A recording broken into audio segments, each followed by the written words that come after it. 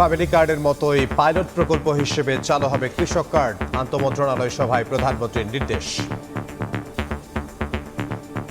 যত দ্রুত সম্ভব আমরা ফ্যামিলি কার্ডের মতোই কৃষক কার্ডের পাইলট প্রজেক্ট শুরু হতে যাচ্ছে। মাননীয় প্রধানমন্ত্রীর নির্দেশ এবং তার পরামর্শ হচ্ছে যত দ্রুত সম্ভব এটা করা যায়। তারেক রহমানের সঙ্গে চীনা রাষ্ট্রদূতের সৌজন্য সাক্ষাৎ, বেইজিং সফরের আমন্ত্রণ।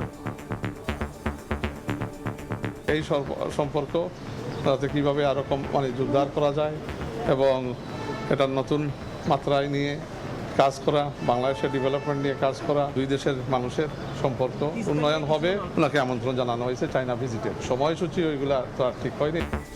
প্রথমবার সশস্ত্র বাহিনী বিভাগে অফিস করলেন প্রধানমন্ত্রী তারেক রহমান।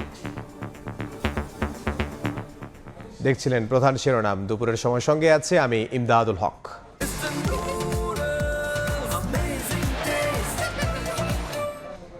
এবার অন্যান্য শীর্ষ সংবাদ। পররাষ্ট্রমন্ত্রী ও প্রতিমন্ত্রীর সঙ্গে মার্কিন রাষ্ট্রদূতের সাক্ষাৎ। দুই দেশকে আরও নিরাপদ, শক্তিশালী ও সমৃদ্ধ করতে একযোগে কাজ করার আশা। দেখা করলেন ইইউ রাষ্ট্রদূত।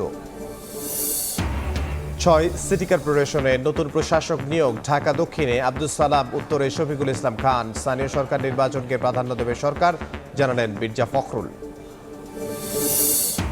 নতুন চিফ প্রসিকিউটর হলেন অ্যাডভোকেট আমিনুল ইসলাম, স্বাগত জানালেন তাজুল ইসলাম। জুলাই হত্যাযজ্ঞ ও গুম খুনের বিচার অব্যাহত থাকার আশা।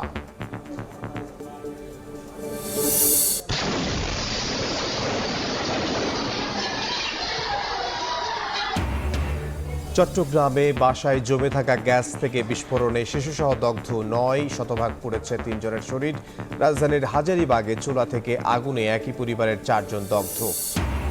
এবং সেহরির পর ডেকে নিয়ে বাবা ছেলে সহ 4 জনকে কুপিয়ে হত্যা। পাল্টা হামলায় প্রতিপক্ষের 1 জন নিহত। নড়াইলে আধিপত্য বিস্তার নিয়ে সংঘাত, থমথমে পুরো এলাকা।